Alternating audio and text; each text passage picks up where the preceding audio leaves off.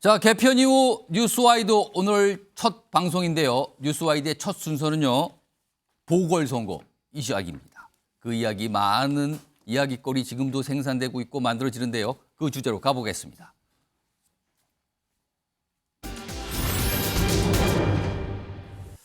자, D1 내일입니다. 그리고 강서구 유권자들의 선택을 기다리고 있죠. 물론요. 지난 6일, 7일 이틀간 사전 투표가 진행이 됐고요. 투표율 지금 굉장히 높은 걸로 나왔거든요. 그와 관련된 영상부터 확인해 보겠습니다. 네.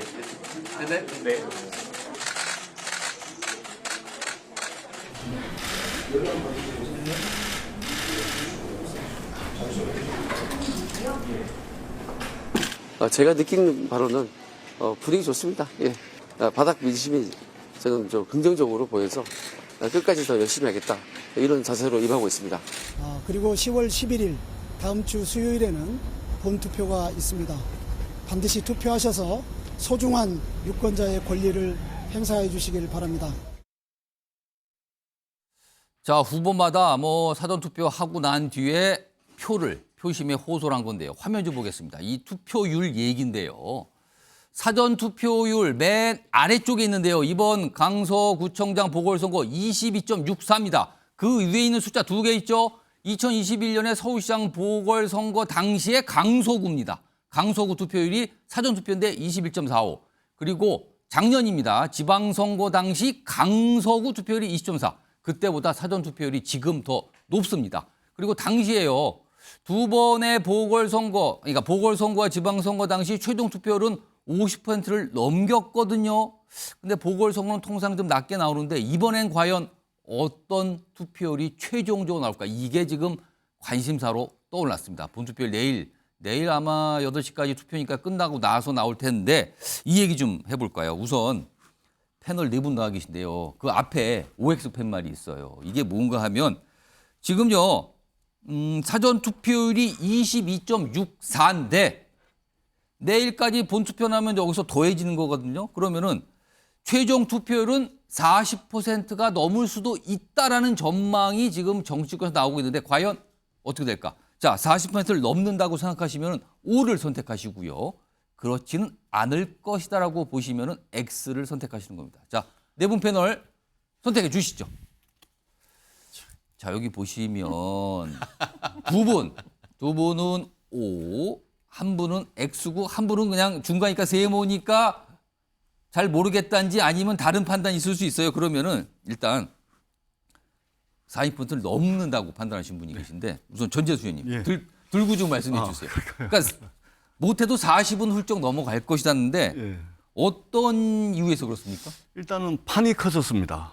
예, 선거판이 커지게 되면 당연히 유권자들 입장에서는 관심을 가질 수밖에 없습니다. 그리고 그 관심이 지난주 있었던 사전 투표율의 어떤 기록적인 사전 투표 참여로 이제 반정이 된 것이고 그렇기 때문에 40%는 아마 훌쩍 넘어갈 그럼 겁니다. 혹시 50%도 넘을 수 있다라고 보십니까? 저는 뭐 안 될 거라고 예단할 필요는 없다. 근데 확실히 40% 중반은 넘어갈 것이다 이렇게 보고 있고요. 판이 커진 이유는 예. 사실은 이제 국민의힘 김태우 전 구청장이 말하자면 선거법으로 직을 잃으면서 예. 원인 제공을 했기 때문에 강서구민의 혈세 40억을 들여서 보궐선거를 하는 것인데 원인 제공을 했던 국민의힘에서 공천을 하는 순간 판이 커졌습니다. 그리고 더 중요하게는 그 공천 대상자가 바로 원인 제공자였던 김태우 후보가 공천 대상자가 되는 순간 판이 더 커져 버렸습니다. 두 단계로 뛰었다는 그렇습니다. 거죠, 판이. 거기다가 국민의힘 지도부가 연일 당력을 집중하고 있습니다. 이러면서 이 판이 커지지 않을래야 않을 수 없는 그런 상황이 됐기 때문에 투표율이 상당히 보궐선거치고는 기록적인 투표율을 경신할 가능성이 상당히 많다 이렇게 생각을 합니다. 그러니까 단순히 40% 최종 투표율 40% 넘는 게 아니라 40% 중반까지 갈 수도 있다라는 전망을 해줬어요. 자, 이번에는 반대로 X 그러니까 40% 안 될 것 같다라고 유일하게 선택하신 분이 최진녕 변호사예요. 어떤 이유입니까? 우리가 의견은 각각 달라야 되기 그렇죠. 때문에 다릅니다. 한번 X를 한번 들어봤습니다. 39.9 9%. 근접한다. 뭐 그 정도의 어떤 한번 제 숫자를 한번 제시해 보고 싶은데요. 40%를 못 넘는다고 보시는 이유가 뭐예요? 첫 번째, 핵심은 보궐선거의 한계가 아니겠습니까? 휴일이 아닙니다. 휴일이 아니에요. 그렇죠. 그러다 보니까 실제로 이제 투표하실 분, 이른바 반투증이라고 하는 반드시 투표하실 분 같은 경우에는 지난주에 있었던 사전투표장으로 미리 갔을 가능성이 상당히 높은 거죠. 그러니까 이틀 6일 7일이었는데 그때는 아까 반투층이 예, 반드시 투표하는 그걸 반투증이라고 그분들은 저희가 하셨을 얘기를 하고 거다. 하는데 그렇기 때문에 투표할 사람은 이미 생각보다 많이 일찍 가서 투표를 해버렸기 때문에 그럼 지금 상대적으로- 남아있는 분들은 비반투층입니까? 그렇죠. 결국 중도 측에서 있으면서 어느 쪽으로 할까 끝까지 이제 마음을 정하지 못했던 분들이 없지 않았을 텐데 왜 제가 40%를 넘지 못했냐 했다고 한 키워드는 바로 이재명 민주당 대표라고 생각합니다. 이재명 대표가 안 나왔으면은 오히려 예. 그 플러스가 돼서 민주당 쪽으로 많이 갈 수도 있었을 텐데 예. 정치 혐오에 관해 가지고는 특히 최근에 있어서도 이재명 그 민주당 대표에 대한 구속영장이 청구하는 것이 정당하다라고 하는 여론이 서울에는 훨씬 더 높았던 그런 부분이 있습니다. 그런데 이재명 대표가 뭐 사실 24일 동안 이제 본인이 단식했다라고 하지만 예. 이제 뭐 두세 주 있다가 그냥 법원도 가고 이제 현장에 투표 동료도 하고 오는 그런 모습을 보면서 과연 진정성 있었던 단식인가에 대한 의문과 더불어서 지금까지 있었던 어떤 그 사법 리스크가 정말 보기 싫어 이런 것으로 해서 오히려 정치 혐오를 낳으면서 예. 투표율을 떨어뜨리는 그런 역할이 있었다라는 점에서 종합적으로 봤을 때 저는 39.9%에 한번 걸어봤습니다.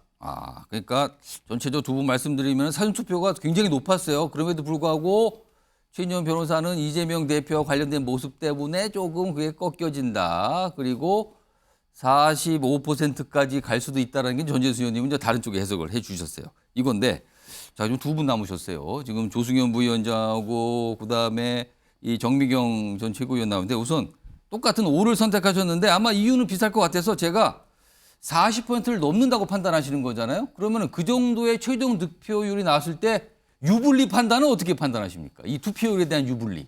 네, 이 득표율에 대한 유불리 판단을 하기는 사실 조심스럽습니다. 예. 왜냐하면은 선거하면 항상 얘기하는 게 뚜껑을 열어볼 때까지 모른다 이런 얘기가 많이 있지 뭐 않습니까? 그렇죠.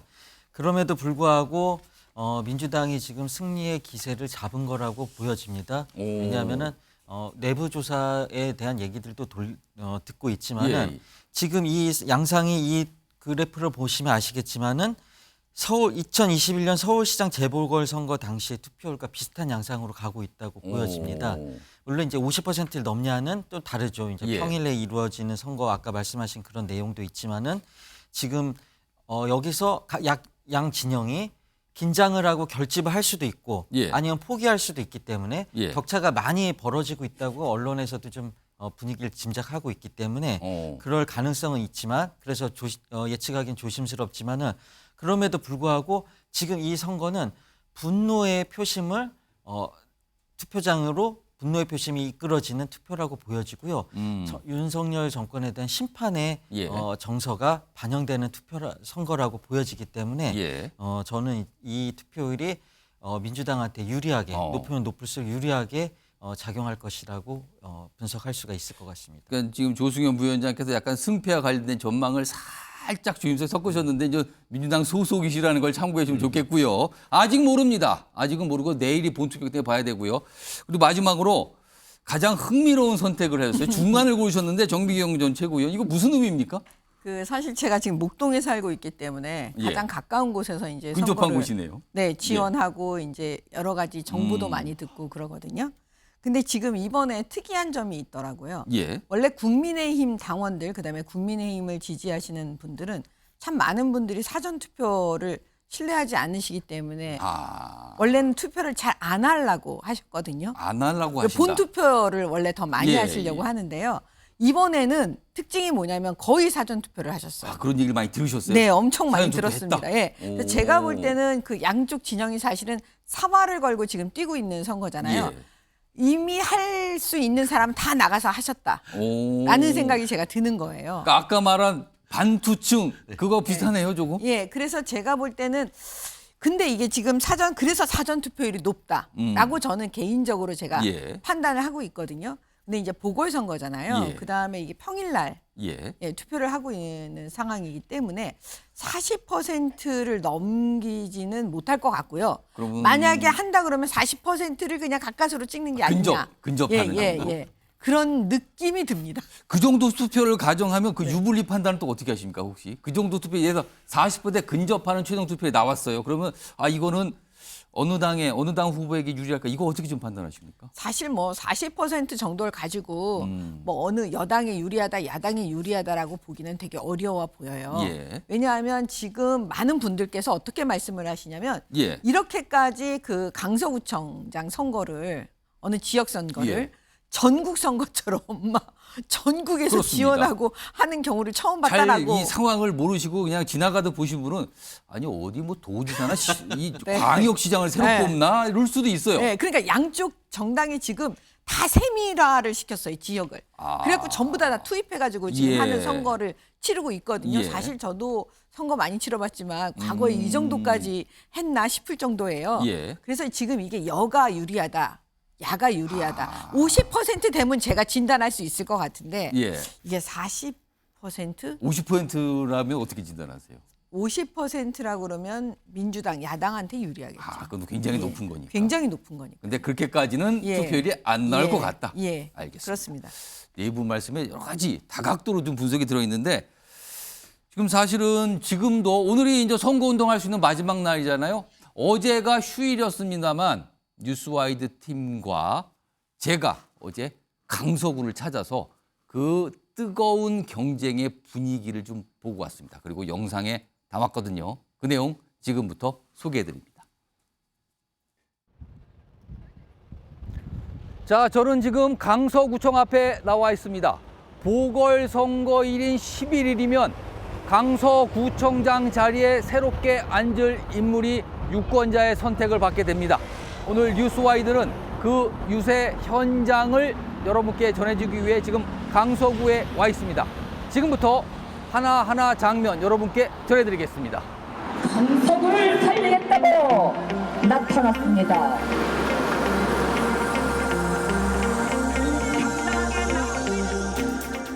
자, 지금 김태우 후보 모시고 지금 강서구 일대 여기 빌라촌이거든요. 같이 좀 걷고 있는데요. 자, 사전 투표율이 거의 역대급이란 평가를 받을 정도 높게 나왔거든요. 그래서 굉장히 높은 사전 투표율 이거 어떻게 좀 판단하십니까? 저는 저쪽도 결집이 있겠지만은 예. 아무래도 빌라를 아파트로 만들겠다. 오래된 주택을 새 아파트로 만들겠다. 이러한 저의 약속과 슬로건이 예. 우리 국민들의 가슴을 흔들고 있다고 보고 있습니다. 저 선거운동 막판에 무보수 선언을 하셨어요. 네네, 예. 그 뭐 많은 분들이 이제 깜짝 놀라신 분도 있고요. 여러 가지 반응들이 있는데 네. 어떤 이유에서 무보수 선언을 하신 거예요? 저는 문재인 정권의 그리고 조국의 여러 범죄 행위 등등 총 35건의 공익 신고를 했고요. 유죄 판결을 김명수 대법원에서 내렸는데 예. 그 상태에서 제가 작년 구청장 선거에 당선이 됐습니다. 우리 국민들께서 선택을 해주셨죠. 그 은혜를 받았지 않습니까? 예. 그래서 그 은혜를 갚겠다라고 해서 제가 열심히 일을 했고 제 진심을 좀 보여주기 위해서 저 안 그래도 제가 할 생각이었는데 예. 예정보다 좀 예. 빨리 던지신 거네요. 예, 그러면. 빨리 한 건 맞습니다. 알겠습니다. 예. 자, 지금 마지막 질문으로 지금 바쁘신데 왜 김태우가 이번 보궐선거에 당선돼야 되는가? 네. 이걸 좀 유권자분께 호소 좀 한번 해주시죠. 강서구의 국민들을 그 삶의 질을 향상시킬 사람은 김태호밖에 없다. 예. 실행력 있고 예. 집권 여당에서 밀어주는 그 예산도 많이 따오고 행정 절차도 지원을 바로 받을 수 있는 그런 사람은 김태호밖에 없다. 이런 생각으로 책임감을 가지고 나왔습니다.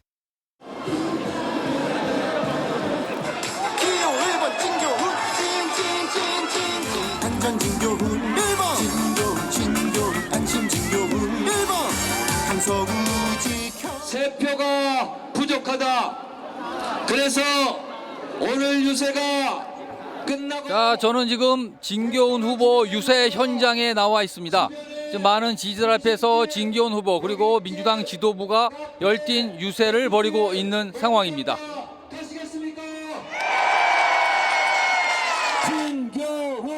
여러분, 전 작년 6월 달에 경찰청 차장으로 퇴임하기 전까지 공직자로만 살았던 사람입니다. 정치 초년생입니다. 강서구청장 선거가 얼마나 중요한지 잘 알고 있는 제가 이 자리에 선다는 게 얼마나 부담스럽겠습니까? 그런데 저 보면 의외로 잘 안 떨죠. 왜냐? 민주주의와 민생을 회복하겠다는 그런 소명감과 사명감으로 이것을 극복하고 있기 때문입니다, 여러분. 사전투표가 그저께까지 있었습니다. 이틀간의 사전투표에서 다른 재보선 또 지방선거보다 더 많은 투표율이 나왔습니다. 그러나 절대 방심할 수는 없습니다. 저는 지금도 목이 쉰 목소리로 절절하게 호소하고 있습니다. 기호 1번 진교원입니다. 낮은 자세로 국민들을 섬길 것입니다. 국민들의 목소리에 귀 기울이고 국민들의 눈높이에서 일어나는 진짜 일꾼이 되겠습니다.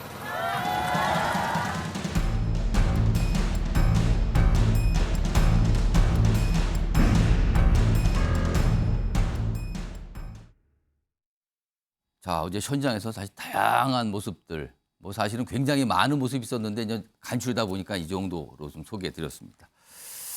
이제 실감 나십니까? 분위기가 어떤지? 아무튼 뭐 현장에서 많은 사실은 강서구민들이 아니신 분들은 도대체 어떤 모습의 유세를 하고 있을까 이런 게 궁금하실 것 같아서 좀 전해드렸고요. 그리고 어제입니다. 어제 이재명 대표가 병원에서 퇴원을 했죠. 그리고 이 강서구 유세 현장을 찾았습니다. 거기서 뭐 몇 가지 얘기도 꺼냈거든요. 그리고 역시 국민의힘 지도부 역시 어제 굉장히 바쁜 일정을 보냈는데요. 두 가지 모습이 있습니다. 보시죠. 진교훈 후보를 압도적으로 당선시켜서 국민의 무서움을, 이 나라의 주인이 진정 국민임을 여러분께서 확실히 증명해 주실 걸로 믿습니다.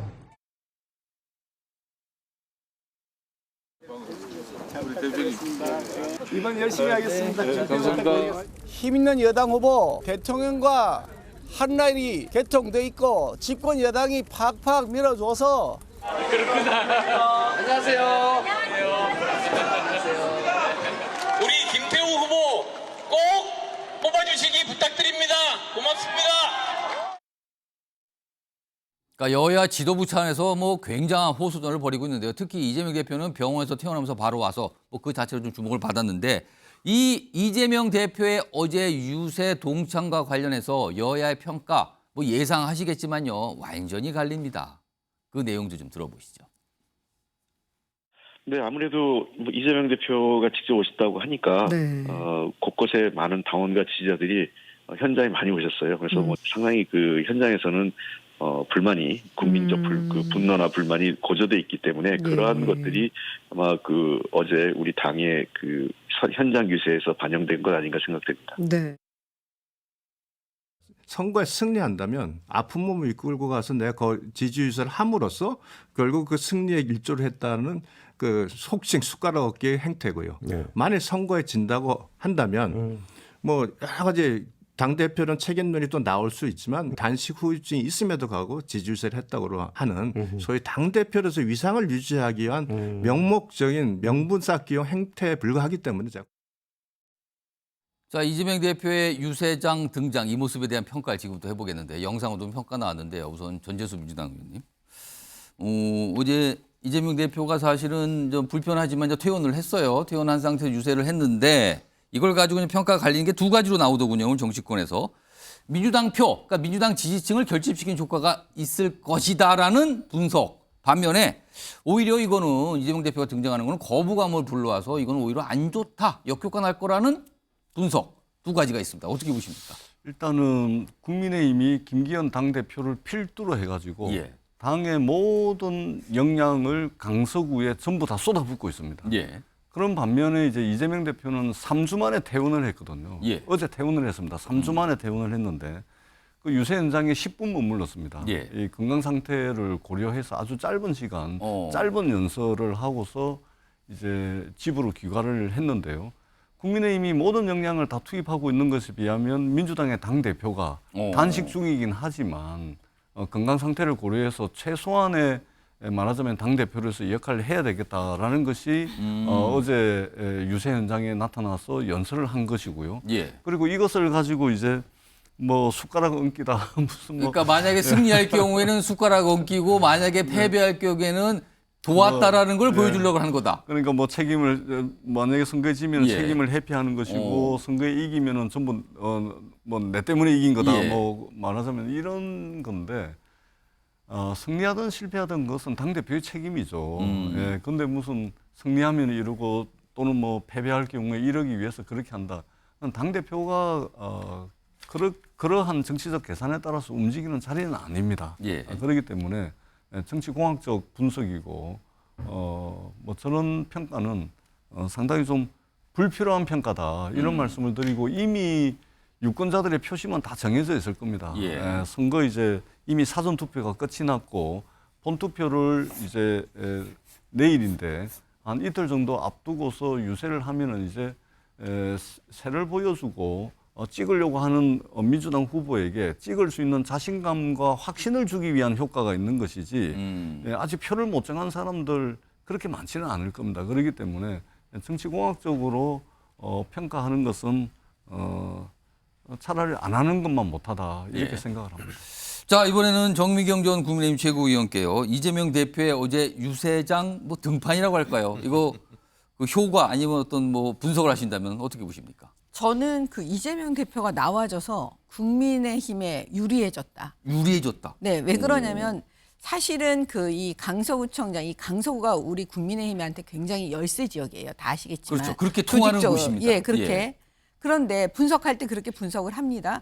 근데 지난번 지방선거 때 구청장 국민의힘 김태우 후보가 이겼잖아요. 그렇습니다. 그거 이기는데 동력이 되셨던 분이 바로 이재명 대표였어요. 아, 지난 지방선거 때 이재명 대표 그 직전에 이제 바로 대선이 있었는데 그 네. 효과가 있었다라는 겁니까? 그게 왜냐하면 보궐선거를 치르셨잖아요. 그 당시 이재명 후보는. 아. 근데 그때 공약이 뭐였냐면 김포공항 이전하겠다 그랬어요. 기억나시죠? 그렇습니다.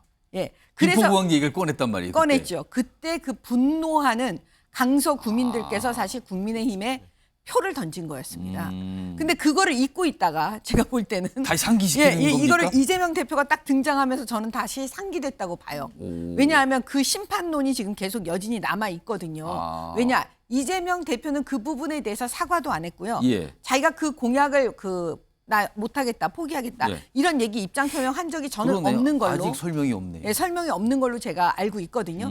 그렇기 때문에 이재명 대표가 등장함으로써 저는 몇 표라도 아니 몇 퍼센트라도 김포공항 생각을 한다 이거죠? 네, 김포공항 이전 이거 어떻게 된 거지? 그때 왜냐하면 그때 당시 분노의 표심이 있었기 때문에 그 표심이 다시 일어나서 저는 국민의힘에게 유리하다. 예. 이렇게 분석합니다. 아직 모릅니다. 다 전망이에요. 지금 전망이고 분석이고 예측입니다. 모릅니다, 지금요. 이거 내일 밤 늦게 아마 결과가 나올 텐데 그 결과를 보고 나서야 어떤 분이 맞았구나 이렇게 판단할 수 있는 상황이에요, 지금요. 기다려보도록 하고요.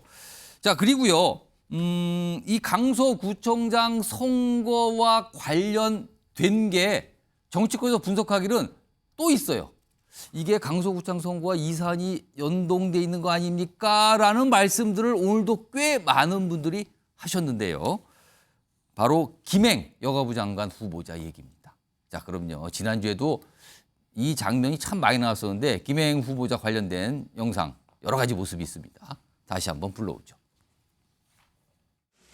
회사 가치를 79배에 키운 성공한 사업가라고 하셨는데 성공한 코인쟁이? 그 의구심을 떨쳐버릴 수가 없습니다. 다음 그리고 넘겨주시면 저요 코인쟁이 이걸로 아닙니다. 돈 벌었어요. 아니에요, 이걸로 돈 아닙니다. 벌었는데 그걸로 돈 번 적 없습니다. 이걸로 돈 벌다 보니까 그렇게 얘기하지 마십시오. 그 월단의 회원들과 자주 어울렸죠. 저 월단의 회원 아닌데요. 왜 아닌 거 압니다. 네, 월단의 회원도 아닌데 월단의 회원은 그 사건에 제가 주가 조작의 주범처럼 지금 묘사가 되어 있어요.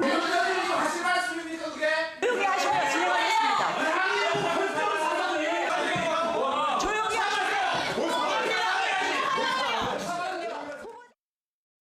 그러니까 마지막 장면이죠. 동반. 국민의힘 위원들과 동반 퇴장하는 이 모습이면 이 자체가 이제 논란이 됐고요. 민주당에서 굉장히 반발했고요.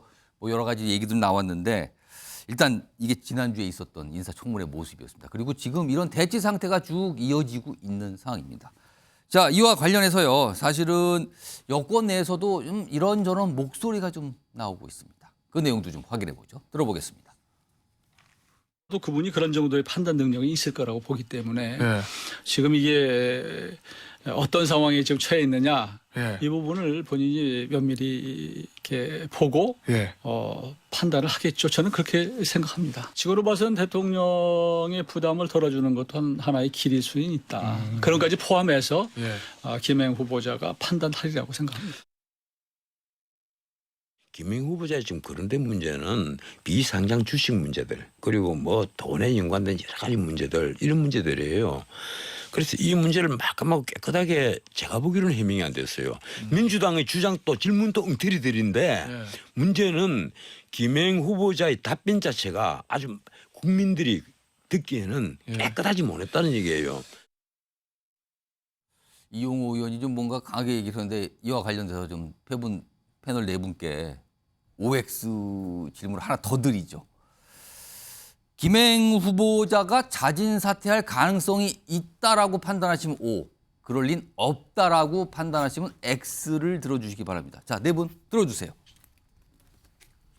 세 분은 X고요. 한 분만 O입니다. 한 분만. 자, 이번에 그럼 유일하게 O를 고르신 조승현 부위원장은 자진 사퇴 가능성이 있다라고 보신다는 거네요. 그렇죠. 지금 민주당이 이 보궐선거에서 이길 가능성이 아주 상당히 높다고 보고요. 그렇게 된다면은 민주당이 승리할 경우에는 그것은 곧 윤석열 정권에 대한 심판입니다. 윤석열 대통령께서 그동안 일방통행식 국정 운영을 해서 한마디로 스트롱맨이 독주하듯이 이렇게 국정 운영한 것에 대한 심판이라고 분석할 수밖에 없거든요. 그렇게 되면 지금 당장에 이 인사청문회에서 다 부적절한 모습을 보였지만은 특히 이제 가장 문제가 됐던 김행 후보자 같은 경우에는 국민들한테 고개 숙이는 모습을 보여야 하기 때문에 그런 선택을 할 가능성이 많다고 보여집니다. 근데 이제 형태는 자진 사퇴 형태로 하겠죠. 그러니까 그 대통령실에서 물러나라 한다 하더라도 그거는 대통령한테 부담을 주지 않게 하기 위해서 자진 사퇴 형식을 할 뿐이지 그것은 뭐 어떤 결과가 됐든 지명 철회가 있을 텐데 지명 철회지만 사실은 지명 철회지만 모양새는 자진 사퇴로 갈 것 같다 이렇게 보시는 겁니까? 그렇죠. 의미가 같다고 보여지고요. 특히나 민주당이 이길 가능성이 높다고 보는 것은 이번 보궐선거는 국민들께서 강서 구민께서 윤석열 정권의 회초리를 딱 대기 딱 좋은 시간이거든요. 왜냐하면은 내년 총선 같은 경우에는 잘 모르겠습니다. 총선 같은 경우에는 대통령제에서 대통령의 권한, 권력, 헤게모니를 국회로 이렇게 뺀다는 얘기는 상당한 리스크가 있거든요. 그래서 회초리를 때리기가 쉽지가 않습니다. 대통령께서 식물 대통령이 만약에 된다면은 그 대한민국에 아주 안 좋은 상황이 될 수가 있거든요. 그러니까 대통령이 아주 잘못하고 도저히 안 되겠다 했을 때는 회초리를 대겠지만은 그런 부담감이 있을 겁니다. 국민들께서. 그렇지만은 이번 보궐선거는 국민의힘에서 얘기하는 대로 애써 의미를 축소하고 있지 않습니까? 그냥 살림꾼을 뽑는 지역 선거일 뿐이다. 이렇게 봤을 때는 회초리를 대가지고 윤석열 정권에 대해서 회초리를 대고 강력한 시그널, 경고의 메시지를 보내기 딱 좋은 선거죠. 그것은 야당이 됐든 여당이라 하더라도 어떤 애정을 가지고 회초리를 때릴 수가 있는 거지 않습니까? 그런 의미에서 윤석열 정권에 대한 심판이 이번에 있을 거라고 보여지고요. 민주당이 승리하게 된다면 김행 후보자에 대해서는 자진 사퇴 형식을 통해서 사실상 경질을 할 수밖에 없다고 저는 생각합니다. 그런 이유로 O 가능성이 있다. 근데 아까 최인정 변호사는 X 고르셨죠? X 좀 들어주세요. 다시 X 선택하셨는데 그러면 자진 사퇴 가능성 그런 거 없다라고 보신 거예요? 뭐 맥락은 어떻게 보면 조승현 부위원장하고 비슷한 건데요. 선택권은 용산에 있는 것이지 김행 후보자에게 있다고 보기는 어렵다는 그런 맥락에서 첫 번째는 O를 했다라는 점이고요. 또 하나는 그 민주당의 행태에 대해서 저는 좀 약간 분노한다라고 얘기하고 싶은데요. 김행 후보자에 대한 명확한 증거가 있습니까? 무슨 김행 후보자가 무슨 마약쟁이입니까? 거짓말쟁이입니까? 인권을 그렇게 중요시하는 사람, 그 민주당에서 어떻게 그 장관 후보로 나온 사람한테 코인쟁이다라고 하면서 단정적으로 얘기를 하면서 굉장히 인권 모욕적인 얘기를 하고 있습니까? 나아가 거기에서 질문하신 위원들뿐만 아니고 그 지금 청문회 위원장께서도 민주당 그 의원이신데 청문회 위원장께서 중립적으로 어떻게 이 회의를 진행한 것이 아니고 이 김행위원의 어떤 잦은 사태를 압박한다든가 그런 내용을 보면서 과연 이와 같은 것이 본인이 물론 뭐 민주당 출신인 건 뭐 누구나 다 압니다. 하지만 그래도 불구하고 적어도 공정하게 보이기 위한 노력이라도 해야 되는데 그렇지 않았다는 점에서 어떻게 보면은 민주당으로서는 김행 후보자와 국민의힘 의원들이 밖으로 나가도록 어떻게 보면은 사안을 의도적으로 유도한 것이 아닌가 그런 의혹까지 제기된단 말이에요. 그렇기 때문에 이 부분에 있어가지고는 사실 쉽지 않게 지금 후보까지 올랐는 그런 부분이기 때문에 지금 보면은 이게 뭐 청문회가 끝났다 아니다 얘기를 하고 있습니다. 그 상황 속에서 일단 제가 봤을 때는 청문회 위원장을 맡고 계셨던 분께서 이 부분에 대해서는 사과를 하는 것이 전 맞다고 봅니다. 그리고 나서 그 이후에 이제 김행 후보자의 어떤 행보나 이걸 정해도 저는 늦지 않다라고 보기 때문에 지금으로서는 앞으로 국민들이 또다시 이런 어떤 파행되는 청문회 모습을 보고 싶어 하지 않을 겁니다. 그렇기 때문에 그런 선례를 남기지 않기 위해서라도 지금 여가부 장관의 했던 여가위원회 위원장님께서의 국민의 대국민 사과가 전 필요하다고 봅니다. 자, 이렇게 지금 두 분 OX 선택하신 분 봤고요. 그리고 정미경 전 최고위원, 전재수 의원 모두 X를 걸었어요. 그러니까 뭐 비슷한 대답을 X의 이유를 들으실 것 같은데 제가 다른 질문 좀 드릴게요. 정미경 전 최고위원도 이제 자진 사퇴 가능성은 없다고 일단 판단하셨는데 그럼요. 앞서서 우리가 길게 다뤄봤던 이 강서구청장 보궐선거 결과가 김행 장관 임명에 혹시 영향을 줄 거라고 보십니까? 영향이 좀 미치는 사안이 될 거라고 보십니까? 아니 단정적으로는 말씀 못 드리겠고요. 미칠 수도 있고 또 안 미칠 수도 있다. 그러니까 예를 들면 구체적으로 말씀드린 이거예요. 예를 들어서 국민의힘이 이번 강서구청장 보궐선거를 이기면은 임명이 강행될 것이고 임명이 될 것이고 만약에 민주당이 이기면 지명철의 형태로 뭔가 달라진 판단이 나올 거다. 이런 얘기들이 좀 슬슬 나오기 정치권 일각에서 하고 계시거든요. 이건 어떻게 좀 봐야 될까요? 저는 뭐 선거 결과에 따라서 뭐 어떻게 한다 그렇게는 보지 않고요. 그냥 지금 이제 벌어지고 있는 모든 상황들을 결국은 대통령께서 이제 어떻게 결단하시느냐의 문제인 거잖아요. 근데 이제 지금 사실은 강대 강으로 지금 가고 있는 상황 아니겠습니까? 저는 이제 그 모든 책임이 이재명 대표한테 있다고 사실 보는 사람이기 때문에 그런 상황 속에서 지금 민주당의 국회의원들의 자질 문제도 이미 국민들께서 다 보고 계신다고 저는 봐요. 왜냐하면 그래도 대통령께서 지명한 후보잖아요.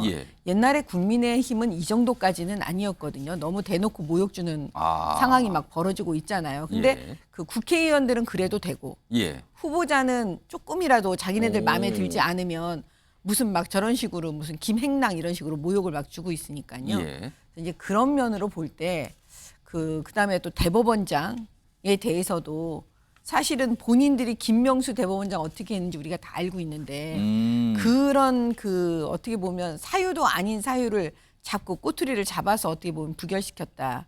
이 수뇌부 그러니까 대법원장을 그러니까 이런 모든 거 이런 사법부의 기능을 마비시킬 정도로 이런 일을 벌이고 있는 민주당인데 그 부분에 대해서 아마 대통령께서 고민이 깊지 않을까. 저는 그렇게 해서 판단을 하는 거지 이 선거 결과에 따라서 움직인다는 생각은 잘 안 들습니다. 전재수 의원께서는 뭐 자진 사퇴 가능성 없다고 보셨는데 이 질문을 제가 따로 드릴게요. 사실 김행 후보자 인사청문회가 사실 파행이 된 셈이 됐잖아요. 지금까지 뭔가 대치 상태가 이어지고 있는데 이 파행된 이 인사청문회가 지금 강서구청장 보궐선거 그러니까 방향이 거꾸로 이 보궐선거에 영향을 주고 있다 이렇게 판단하십니까 혹시? 영향을 많이 주고 있죠. 그러니까 비단 이제 윤석열 정부 들어서 김행 후보자뿐만이 아니고 기존의 인사청문 대상자로 국무위원 후보로 국회로 추천돼서 오신 분들 보면 저희들이 뭐 생생하게 기억을 하실 겁니다. 대개의 경우 이명박 정부 때 사람들. 세월로 따지자면 15년 정도 된 분들이죠. 윤석열 정부의 인사는 아무런 감동이 없어요. 무슨 스토리가 없지 않습니까? 전부 이명박 정부 때 사람 아니면은 옛날 분들 이래가지고 대한민국 어떤 윤석열 정부의 철학, 미래 가치 뭐 이런 것을 반영하기에는 상당히 미흡한 그런 인사가 이루어져 왔기 때문에 예. 비단 김행 후보 한 명의 문제가 강서구청장 선거에 영향을 미친다고 보기는 어렵고 예. 그동안 1년 6개월 동안 윤석열 정부에서 누적된 인사검증의 실패라든지 또는 국민들이 납득할 수 없는 사람들을 추천해가지고 국회 동의도 없이 그냥 임명시켜버린 이게 지금 18번째거든요. 예. 그렇기 때문에 이러한 것들이 이제 강서구청장 선거 누적된 예. 어떤 국민들의 비판적 목소리가 강서구청장 선거에 영향을 예. 미치고 있는 것이고 저는 그 선거 결과에 관계없이 윤석열 대통령께서 임명을 하실 것 같아요. 왜 그러냐면 이 지금 국정운영 기조와 방향이라는 것이 경제와 민생보다는 이념에 치우쳐져 있고 그리고 야당을 대화 상대 또는 대화와 타협, 조율과 조정의 대상으로 보는 것이 아니고 벼랑 끝으로 내몰아가는 독주의 형식이 국정운영의 기조와 방향으로 자리 잡고 있기 예. 때문에 뭐 선거 결과에 상관없이 임명을 강행할 것으로 그렇게 저는 예상을 합니다. 자, 강서구청장 보궐선거 관련된 내용을 아주 세분화해서 김행장관 후보자까지 쭉 길게 이어봤는데요.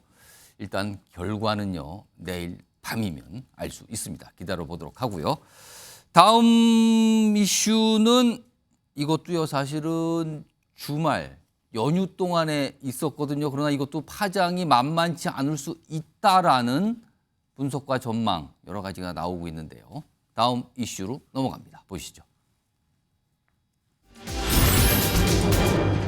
자, 하태경, 정청래, 이거 여야 중진인데요. 마포서 격돌, 서울 마포 얘기를 하는 건데요. 일단 물음표가 찍혀 있죠. 좀 이럴 가능성이 좀 나오고 있다고 하네요. 자, 우선 하태경 국민의힘 의원 지난 주말에 본인의 향후 총선 출마 관련된 아주 중요한 얘기를 꺼내놨습니다. 이와 관련된 그리고 이와 관련된 국민의힘 내부의 어떤 전망 반응도 있었거든요. 들어보겠습니다. 저는 내년 총선에서 제 고향 해운대를 떠나 서울에서 도전하겠습니다.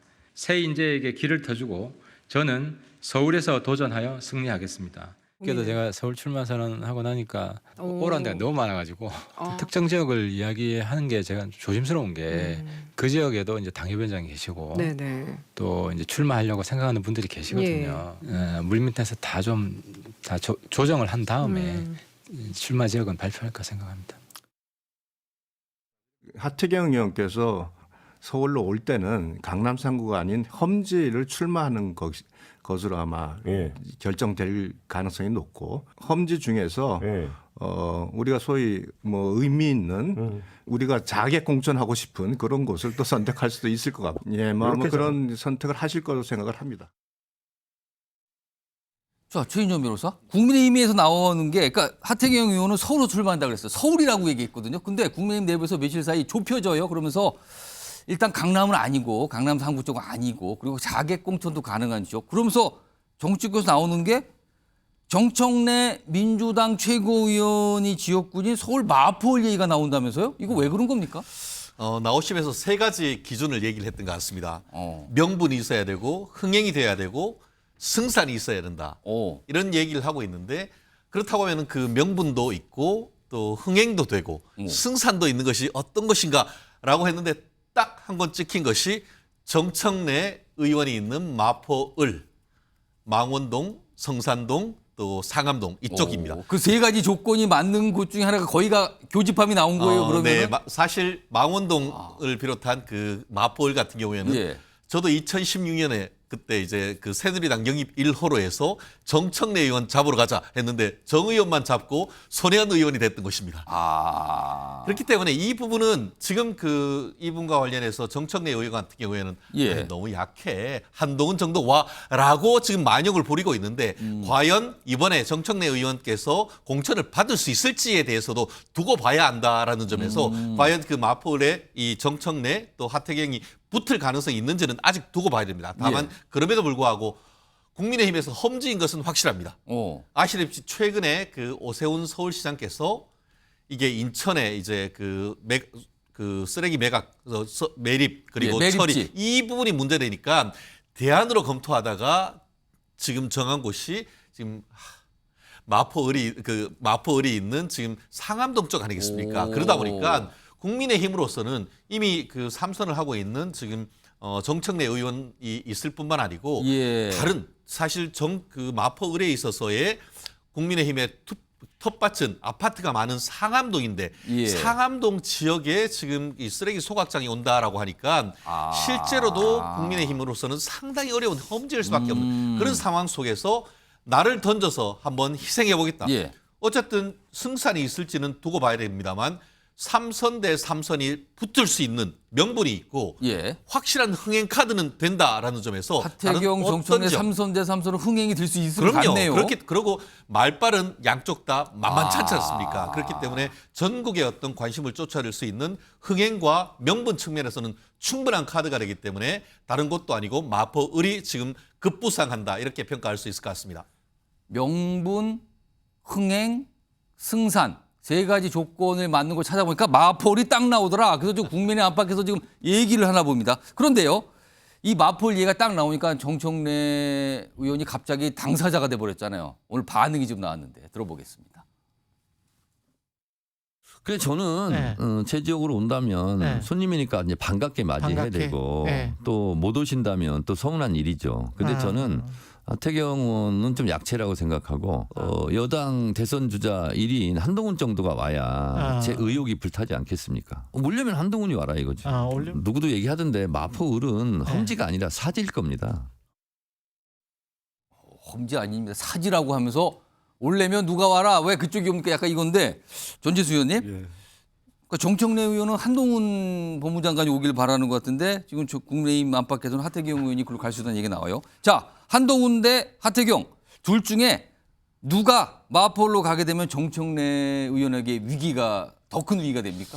글쎄 마포는 저도 좀 아는데요. 이게 정청래 의원이 되게 센 지역입니다 저희가. 센 지역이다. 정청래 의원이 이제 언론 나와가지고 발언을 들어보게 되면 너무 세게 발언하는 거 아닌가 이렇게 느끼는 분들도 민주당 지도부 중에서 대표적으로 센 분이죠 발언이. 그런 분들도 있고 그런 발언에 대해서 걱정하시는 분들도 있던데 근데 지역구 관리는요 정말 정교하게 하시는 분이에요. 지역 관리 세게 하는 게 아니라 정교하게 합니까? 아주 정교하게 합니다. 그러니까 조금 전에 이제 라디오 나오셔가지고 뭐 누구든지 온나라고 이야기하는 그 자신감의 근거가 있는 겁니다. 사지라고 얘기하는 근거가 있다고 보시는 거네요. 그런데 그 근거를 구체적으로 이야기하지 않는 것은 이제 뭐 필살기로 숨겨두는 그런 이제 전략인 것 같고. 필살기가 있는 것 같다 뭔가. 그래서 상당히 정청래 의원이 센 지역입니다. 그렇기 때문에 하태경이 됐든 한동훈이 됐든 두 분 다 가더라도 쉽지 않은 지역이다. 특히 하태경 의원 같은 경우는 전반적으로 부산의 평가가 그 지역구가 워낙 좋다 보니까 공천만 받으면 당선되는 지역구다 보니까 지역구 관리를 잘 안 하는 부류에 속하는 분이에요. 해운대죠? 해운대. 지역구 관리를 잘 안 하는 부류에 속하는데 서울 가가지고 그 지난 10년 동안 지역구 관리 그렇게 좀 열심히 안 했던 분이 서울 가가지고 뭐 제대로 되겠습니까? 그리고 더 중요한 것은 이 해운대를 떠나서 이제 서울로 왔는데 저희들이 볼 때는 별로 감동이나 감흥이 없습니다. 왜 그러냐면 이게 뭔가 좀 예를 들면 홍익표 원내대표 같은 경우는 아무도 모르게 자신이 3선이 됐던 서울 중성동구를 떠나가지고 어느 날 보니까 서울 서쪽으로 와 있더라고요. 진정성이 느껴지는 것이죠. 그다음에 우상호 의원 불출마 선언했잖아요. 3선, 4선이죠. 그다음에 오영환 의정부의 민주당 의원 원래 소방관 출신의 국회의원인데 불출마 선언을 했거든요. 다시 소방관으로 돌아가겠다. 이런 정도의 이제 뭐 스토리가 좀 있어야 되는데 강요된 선택, 어찌할 수 없는 선택이다 보니까 그렇게 감동과 감흥이 없기 때문에 그런 거 가지고서 과연 서울 어느 지역에서 당선될 수가 있겠습니까? 저는 조금 비관적으로 봅니다. 폄훼하는 것은 아니지만 좀 비관적으로 보는 편입니다. 하태경 의원이 아마 이 방송 보시면 이거 아닌데 반론할 수 있어요. 기다려 보겠습니다. 지금요. 정미기 경제원 최고위원께는 요 질문을 좀 들어보죠. 지금 마포을 얘기를 아까 최인점에서 자세히 해주셨고요. 여기도 뭐 해주셨는데 혹시요 마포을 말고 다른 곳을 하태경 의원이 서울에 출마한다 그랬으니까 추천할 만한 곳이 좀 있을까요? 다른 곳을 아마 좀 이렇게 좀 집으신다면. 그 원래 본인이 그 관악 얘기가 되게 많이 나왔었거든요. 관악으로 간다고. 그래서 이제 이제 서울로 오시면 관악으로 가겠구나라고 많은 분들이 사실 얘기를 했었어요. 관악보단 지금 마포울 얘기가 나온단 네, 말이에요. 근데 갑자기 이제 마포울 얘기가 예. 나오고 있잖아요. 그러면 뭐 저는 마포울도 해볼 만하다고 봐요. 솔직히 왜냐하면 마포울은 정청래 의원한테 강한 지역이 아닌 거고요. 예. 그냥 민주당 강세 지역이에요. 민주당 지역이다 원래. 정청래 의원 빼고 다른 후보를 넣어도요. 전재수 의원을 거기다 넣어도 전재수 의원 강세 지역 이렇게 분류가 되는 그런 지역인 거예요. 국민의힘에는 열세 지역인 거고요. 예. 무슨 또 그러면 본인 우세 지역에서 뭘 그렇게 열심히 또 지역 관리를 뭐 했겠어요. 아니 하실 수도 있지만 예. 마치 그 하태경 의원은 국민의힘 우세 지역이기 때문에 지역 관리를 안 했다. 이렇게 말하는 건 어폐가 있잖아요. 예. 그렇게 따지면 정청래 최고위원도 자기 그 민주당 우세 지역이니까 뭐 지역 관리 안 했다. 뭐 이렇게 말해야지 이게 맞는 거잖아요. 쌍으로. 제가 하태경 봤을 의원 때는. 대신 뭔가 말씀해 주신 것 같아요, 지금요. 예. 아니 저는 이제 객관적으로 예. 얘기를 듣다 보니까 이제 그런 생각이 들었고요. 그래서 그거는 하태경 의원 개인에게 맡겨야 되지 않을까 싶어요. 본인이 뭔가 이제 선택하는 지역. 본인은 아마 험지로 가겠다고 하는 거 아니겠어요? 뭐 그런 분위기에 지금. 예, 그러니까 험지 중에서 본인이 그래도 해볼 만하다라는 지역이 어떤 예. 것인지 그건 본인이 가장 잘 알 테니까 맡겨야 되지 않을까 그런 생각이 듭니다. 험지 얘기하면 국민의힘 분들은 서울에 많은 곳이 뭐 험지 너무 많다 서울은 뭐 이런 말씀하시는데 그 중에서 한 곳을 고르실까 어떨까 뭐 보겠습니다. 그런데요 이런 상황에서 홍준표 대구시장 이 하태경 의원의 선택에 대해서 뭔가 좀 쓴소리를 해요. 그리고 또 그 홍 시장의 쓴소리에 국민의힘 관계자가 또 쓴소리를 한 게 있습니다. 쓴소리가 계속 나옵니다. 들어보겠습니다. 그 부분하고 저하고는 정치 철학이 좀 많이 달라요. 네네네. 많이 다르고 이제 저는 한 지역에서 3번 정도 했으면 좀 어려운 지역에 가서 당을 위해서 뛰는 게 선당무사라는 생각을 늘 가지고 있었고 예. 그분은 뭐 서울로 올라오라 그럴 때 거부하고 탈당해서 무소속으로 나가는 게 선당무사라고 생각하시는 것 같아요. 뭐 그래서 그런 점은 차이가 있는 거고. 하태경 의원께서 그 서울 출마를 하는 거는 저는 너무 환영할 일이고 너무 대단한 일이라고 생각합니다. 이거를 폄하하는 예를 들면 홍준표 시장 같은 경우에는 부끄러운 줄 아셔야죠. 본인은 그 서울에서 출마 못 하시니까 영남으로 도망가신 거잖아요. 그러니까 후배들 발목이나 좀 안 잡으셨으면 좋겠다라는 생각 들고 이런 반응이 나온 게 다음 화면에 있습니다. 홍준표 대구시장이 좀 소통 채널 있죠. 본인 갖고 운영하고 있는 거기에다가 이런 입장을 내요. 하태경 의원 관련된 얘기가 나오니까 선당 후사라기보다는 제살길 찾는 거지요. 이렇게 반응을 보여요. 제살길 찾는 거라는. 그렇습니다. 조승현 부위원장. 네. 홍준표 시장의 저런 반응, 비판 어떻게 보십니까? 일단 방금 얘기가 나온 것처럼 천하람 당협위원장이 얘기한 것처럼 사감이 김재섭 위원장이요. 김재섭 위원장. 천하람 위원장도 했더라고요. 예. 왜 사감을 앞세워서? 천하람 위원장도 비판했다. 네네. 예. 그 김재섭 위원장도 비판했고. 그 얘기도 맞죠. 사실은 사감이 들어간 것 같습니다. 왜냐하면 하태경 의원이 저런 식으로 비판을 했는데 기분이 나빴겠죠. 그런데 이제 일단 그 부분에 있어서 이런 생각이 듭니다. 비판 받을 만하죠. 홍준표 시장이 비판하는 부분 그거죠. 이 하태경 의원이 어쨌든 바른미래당으로 탈당을 해서 갔고 그때도 제 살 길을 찾아간 거거든요. 그러니까 그 얘기를 다시 이제 저렇게 하는데 명분이 선당후사가 아니라 제 살 길 찾는 거다. 이렇게 분석을 하는 이유는 뭐냐면은 하태경 의원이 얘기한 것처럼 지도부 요청이 있었다는 얘기 아닙니까? 지도부 요청은 사실 그런 거지. 이제 여긴 낙하산 착륙해야 되니까 비켜달라 이 얘기가 지도부가 했겠죠. 그러니까 그런 타이밍에서 이제 험지로 가서 선당후사 하겠다. 이 프레임을 잡은 건데 어쨌든 그 부분에서 비판은 한다 하더라도 성공한 거죠. 왜냐하면은 지금 명분과 뭐 스토리도 말씀하셨지만은 명분이라든지 이런 진정성 이런 것보다 일단 흥행이 되고 있지 않습니까? 예. 선당후사라는 키워드를 잡았고 험지 출마라는 첫 번째 타자로서 그 키워드를 잡았고 그러니까 자꾸 천하람 뭐 김재섭 위원장도 비판하고 홍준표 시장하고 논쟁을 하면서 이미 핫해졌지 않습니까? 그렇죠? 이제 아무도 두 번째는 아무도 기억하지 않는다 이런 광고 카피가 있는 것처럼 선점을 했다는 의미에서 일단 흥행을 했다고 보여지고요.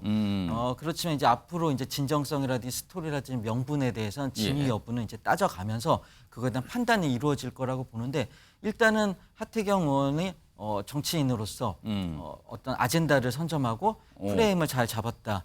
이 부분에 대해서는 평가할 만하다고 생각합니다. 다각도로 분석을 해주셨어요. 근데 결국은 근데 이거 조금 좀 준비된 게 있는데, 그러니까 하태경 의원이 뭔가 결심을 해서 던진 거고요. 그거에 대해서 홍준표, 그러니까 환영하는 쪽도 있지만 홍준표 대구시장은 쓴소리를 했어요. 무슨 선당우사, 뭐 약간 이런 반응이잖아요. 근데 알고 보면 두 정치인이 과거부터 그다지 사이가 좋지 않았거든요. 과거 영상을 보시면 그 분위기를 확실히 느끼실 수 있습니다. 보시죠. 저놈은 그때 우리 당 쪼개고 나와가지고 우리 당 해체하라고 하던 놈 아니냐. 좀 홍 후보님 자기 절제력을 좀 많이 잃으셨더라고요. 지을 하던 놈이다. 여러 지역 돌아다니면서 하태경 4강에서 반드시 떨어뜨려 달라고 노골적으로 저를 비방하시지 않나. 공직선거법 251조 후보자 비방죄입니다. 그럼 내가 말씀드릴까요? 한 말씀 해보시죠. 제가 하태경 후보를 지목해서 이야기한 바는 없습니다. 특정해서. 막말 하셨네요. 아니, 그거 한 거는 하태경 후보를 이야기한 게 아닙니다. 또 거짓말. 대선 경선 때도 경쟁하는데 서로 안 좋았어요. 분위기가 좋지 않아요. 결코 칭찬이 서로 나올 그런 관계는 아닌 것 같은데 정미경 정 최고위원 원래 이렇게 약간 앙숙 같은 관계입니까? 전 잘 몰라요. 근데 이제 지금 뭐 이렇게 쭉 나와 지금 듣는 거 보니까 뭐 그럴 수 있는데 원래 아무리 봐도 좋아 보진 않은데요. 아니 근데 또 정치는요 저렇게 하시다가 또 어느 또 돌아서면 또 악수도 하고 또 뭐 그러시니까요. 제가 볼 때는 지금 선당후사라고 하는 하태경 의원 말도 맞고 그 다음에 제 살 길을 찾는 거다라고 말씀하신 홍준표 대표 얘기도 저는 맞다. 두 가지가 다 들어가 있다는 네, 겁니까? 뭐 그러니까 어떤 측면으로 바라보느냐에 따라서 그 얘기를 할 수 있는 거기 때문에요. 저는 다 맞다. 예, 이렇게 봅니다. 최윤영 변호사. 하실 말씀이 있다고 그 손을 갑자기 딱 드셨는데. 선홍 이하 전 이렇게 얘기하고 싶습니다. 선홍 이하요? 무슨 말이냐 하면은 두 분 다 전 선당후사하고 있는 분이라 생각합니다. 아시다시피 왜 제가 그 홍준표 대표를 선당후사하신 분이라고 얘기를 하냐 하면은 박근혜 전 대통령에 대한 탄핵이 있은 이후에 2017년 5월 장미 대선이 있었습니다. 그때에 누가 후보였었죠? 국민의힘에 지금 그 새누리당의 미래통합당이죠. 홍준표 대표가 나갔습니다. 아무도 사실 나간다 하더라도 떨어지는 걸 뻔히 알고 나가서 실제 40% 초반인가? 상당히 선전을 하신 분이에요. 뭔가 희생을 한 측면이 있다. 충분히 희생한 분이 있습니다. 그렇기 때문에 저런 말씀을 할 자격이 있긴 있습니다. 하지만 지금 시점이라고 한다고 하면은 이제는 이렇게 말씀하실 게 아니고 다시 이제 하태경 그 후배한테 손 내밀면서 쿨하게 아이 내가 그냥 댓글로 그렇게 했는데 미안해. 앞으로 이제 한번 서울 가가지고 잘 한번 해보세요. 라고 쿨하게 좀 화해해주는 그런 분위기가 이제 좀 필요하다고 봅니다. 근데 안 했거든요. 거꾸로 갔단 말이에요. 저는 이런 얘기가 있었지만 다음번에 또 만날 기회가 있지 않습니까? 그러면은 그때는 다시 한번 좀 더 큰 풍모로서 그 국민의힘의 그 대선 후보까지 했던 분으로서 작은 정치가 아니고 큰 정치로서 하태경 후보한테 과감하게 한번 미안하다. 내가 한번 이번에 밀어줄게 하는 그런 모습을 보여준다고 하면은 정말 선당 후사의 이 선홍, 후이, 후하 이와 같은 문화를 만들면은 내년 총선에 큰 도움이 될 것이라고 저는 생각을 합니다. 일단 하태경 의원이 부산의 지역구를 둔 3선이에요. 그러면 정치권에서 통상 3선 정도 되면은 중진에 속해서 중진 의원이라고 간주하거든요. 그러니까 중진 의원이 나 이거 지역구는 더 이상 안 나고요. 다른 곳 어려운 곳으로 갈게요라고 한 거예요. 그러자 국민의힘 내부에서도 혹시 다른 분은 또 안 계실까요?라고 말은 못하지만 분위기는 분명히 있거든요. 그런데요, 민주당에서도 이와 비슷한 맥락일까요? 뭔가 얘기를 꺼내는데 그것도 새 원내대표가 인터뷰에서 이 얘기를 꺼내놉니다. 들어보겠습니다. 의원들이 밖에 나가서 방송을 통해서 이 당대표의 어떤 사퇴라든지 또는 지도부 해체 뭐 이런 얘기들을 공공연하게 하면서 당에 부담을 주는 것도 절대로 있어서는 안 된다. 당연히 물론 우리 당은 지금 시스템에 의해서 공천을 하지만 당에 도움이 안 되는 사람한테 공천을 줄 수 없겠죠. 당에 도움을 안 되는 분, 구체적으로 무슨 사퇴 얘기 끝내고 뭐 당 뭐 해체 얘기 끝내고 이런 분들 도움 안 되는데요. 시스템 공천이 있지만 이런 분 공천 어려워요. 이렇게 얘기를 꺼낸 겁니다. 이게 간단하지 않을 수 있는데 이와 관련해서요. 여권에서 민주당과 관련된 어떤 분석과 반응 그리고 이와 또 연결지어서 국민의힘 내부의 또 어떤 반응에 대한 전망 이런 것까지 섞여 있거든요. 들어보겠습니다. 민주당은 지금 어쨌든 이제 권력을 쥔 게 친명 쪽이잖아요. 그러면 이제 친명 쪽에서 좀 많이 내려놓는 게 어떻게 보면 혁신일 수가 있다. 오히려 이제 제가 서울 나오는 걸 계기로 비명계 다선 축출하는 명분으로 삼지 않을까 해서 제가 안 나오죠. 국민의힘이 본질적으로 그 북한을 싫어하기 때문에 지역구를 조금이라도 북쪽으로 가져가는 걸 싫어합니다. 강남 사람 절대 강북 출마 안 하고요. 영남 사람 절대 수도권 출마 안 하고요. 쉽지 않다. 북상에서 잘된 케이스가 별로 없어요. 자, 이제 민주당과 관련해서 전재수 의원님, 민주당에서 혹시 3선 이상 중진 의원들에게 험지 좀 가시죠? 아니면 불출마 좀 생각 없으세요? 이렇게 요구하는 거 아닙니까 앞으로? 그런 요구가 있을 수 있습니다. 예. 그러니까 이제 선거만 되면은 국민의힘, 민주당 할 거 없이 국민들께서 정치에 대해서 비판하는 그 강도의 10배, 100배의 말하자면 인적 교체를 하게 되는 겁니다. 그런 차원에서 그러면 어떻게 되겠습니까? 이제 중진 다선 의원들에게 당연히 관심과 시선이 모여질 수밖에 없기 때문에 비단 하태경 의원이 촉발하지 않더라도 그것은 12월 12일이 예비후보 등록하는 날인데 그 전후로 해가지고 아마 인적 쇄신, 공천 혁신에 대한 요구들은 다 있게 마련입니다. 그리고 한 가지 덧붙이고 싶은 것은 제가 아까도 말씀드렸지만 민주당은 이미 사선의 우상호 의원이 불출마 선언을 했고 홍익표 원내대표는 서울 성동구에서 서초구 험지죠. 그렇죠. 험지로 갔어요. 갔습니다. 그리고 오영환 의원은 초선 젊은 의원인데 소방관으로 돌아가서 다시 국민들에게 봉사하겠다 해서 또 되게 좋은 지역구입니다. 저기 경기도 의정부에서 불출마 선언을 했고 민주당은 주목받지는 못했지만 이미 그러한 성과들이 있다라는 말씀을 드리고요. 조금 전에 우리 홍익표 원내대표 하신 말씀 당에 도움 안 되는 사람 이야기를 하셨는데 자 당에 도움 안 되는 사람을 어떻게 정할 겁니까? 누가 정할 겁니까? 그걸 사람이 정하게 되면 그거는 이 공천의 룰이 깨지는 게 됩니다. 그런데 사람이 정하는 것이 아니고 데이터로 하여금 판단을 할 겁니다. 데이터요? 예, 그렇습니다. 그래서 지금 당내에 선출직 공직자평가위원회가 출범을 했고 이미 가동이 시작이 됐습니다. 그렇기 때문에 입법 활동이라든지 지역구 활동이라든지 또는 정당 활동 등등의 데이터화되고 개량화되고 정량화되어 있는 데이터를 가지고서 평가를 할 것이기 때문에 시스템 공천의 범위를 벗어나는 그런 일은 없을 거다라는 말씀을 드리겠습니다. 사실 오늘 이 홍익표 원내대표의 저 얘기 당에 도움이 안 되시는 분은 총선 공천 배제 이것 때문에 민주당이 좀 약간 술렁술렁했어요. 사실 그 질문이 참 많이 나오거든요. 이거에서. 근데 아무튼 좀 전재수 의원님 약간 그걸 좀 가라앉히는 설명을 좀 해주셨고요. 이번에는 국민의힘 얘기로 최인영 변호사. 지금 하태경 의원이 먼저 손을 들어서 나 서울 갑니다라고 한 거예요.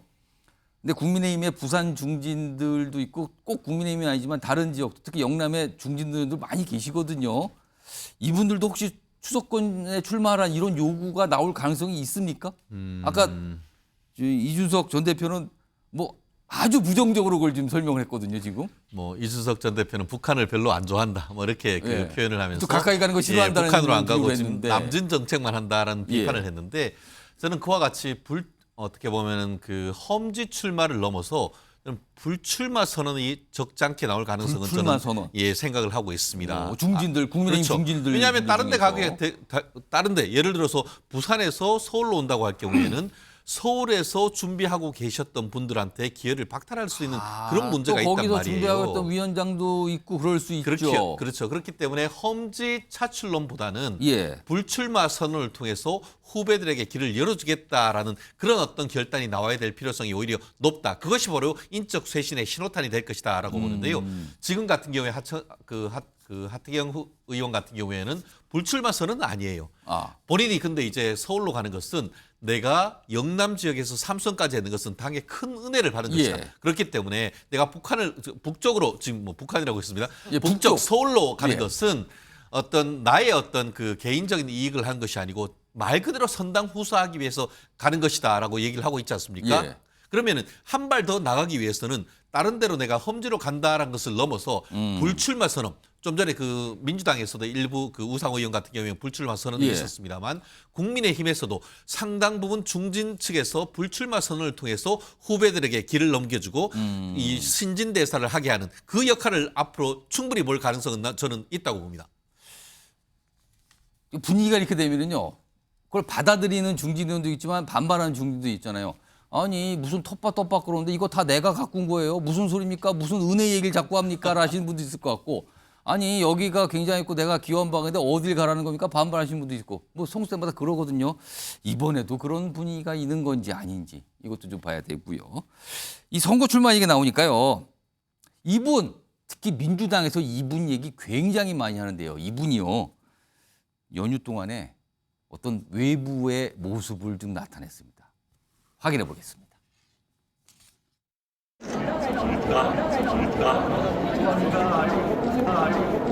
여기 저 계속 여기다? 예. 여기다 왜 하지? 장관님 보느라고 못 봤어. 감사합니다. 안녕히 가세요. 그러니까 연휴 동안에 한동훈 장관이 서울에 이제 한 공연을 보러 간 거예요. 말씀드리면 예술의 전당이거든요. 이 공연을 보러 갔는데 그 공연에 봤던 이 관람객들이 알아보고 같이 셀카 찍고 사인해달라고 뭐 아무튼 굉장히 주목을 받은 거죠. 깜짝 놀라신 분도 있고 이런 모습이 있었는데 정미경 전 최고위원 이게 지금 이쯤 되면 그러니까 사실은 저런 공연장에 한동훈 장관도 생각했을 거예요. 본인이 가게 된다면 당연히 카메라로 많이 찍히고 사람들이 알아보고 뭐 얘기도 걸고 이럴 거라는 거 알았을 거 아니에요. 본인이 최근에 어떤 모습을 보면은 이쯤 되면 이거 총선과 관련 지은 행보로 봐야 됩니까? 아니면 정말 순수하게 공연 보러 간 것뿐이라고 봐야 됩니까? 아니 그게 꼭 왜 총선을 바라보고 간다. 라고만 생각을 하세요. 총선 아닌 다른 게 있어요. 대선을 바라보고 갈 수도 있는 아무튼 거고. 그럼 아무튼 아니, 선거나 또는 어떤 정치 활동과 관련된 거다. 저는 그렇게 보지는 않고요.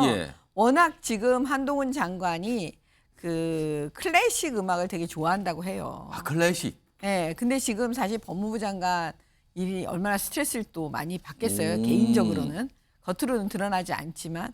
그럼 이제 본인이 또 오래간만에 그 보고 싶고 듣고 싶었던 오케스트라가 왔으니까 또 이제 한번 가서 쉬고 순수하게 관객의 입장으로. 네, 저는 그렇게 갔을 거라고 봐요. 물론 부가적으로 워낙 또 핫한 인물이니까 또 팬들도 많으시고 그러니까 뭐 다 만나서 또 그런 걸 굳이 피하거나 두려워하거나 그럴 또 이유도 없잖아요. 그냥 당당하게 가서 그냥 일반 시민들과 함께 오케스트라를 보고 또 느끼고 또 사진도 서로 찍고 인사도 하고 그게 왜 나쁜 거죠? 그러니까 이게 좋다 나쁘다의 문제가 아니라 저렇게 주목을 받았는데 저런 거 예상했을 텐데 공연장에 나타났을까? 약간 이런 시각이 정치권에 있거든요. 조승현 부위원장은 어떻게 보십니까? 네, 우리 정채구 의원님께서 말씀하신 것처럼 음악을 좋아하는 걸로 알고 있고 그렇기 때문에 그냥 정말 음악을 들으러 가실 수도 있죠. 근데 그런 일거수일투족이 어떤 미디어에 잡히고 이슈가 되고 그리고 또 민주당에서 이제 비판한 것처럼 정치적 행위다 이렇게 비판했지 않습니까? 그런 걸 봤을 때 아무 의도가 없이 한 행위라 하더라도 정치적으로 해석될 수가 있는 거죠. 그건 왜 그러냐면은 이분이 이미 정치 검찰로서 정치적인 수사를 했기 때문에 그런 겁니다. 그러니까 범죄를 밝히기 위해서 수사를 했다. 그러면은 그냥 검사죠. 그렇지만은 윤석열 정권의 호위무사로서 국민의힘의 총선 승리를 위해서 어떤 수사를 하는 의도가 있다. 그럼 이제 정치 검찰이 되는 건데 이제 민주당에서는 후자로 생각할 수밖에 없는 거죠. 왜냐하면은 조국 장관 같은 경우에 청문회 때 바로 압수수색 들어가고 그렇게 했지 않습니까?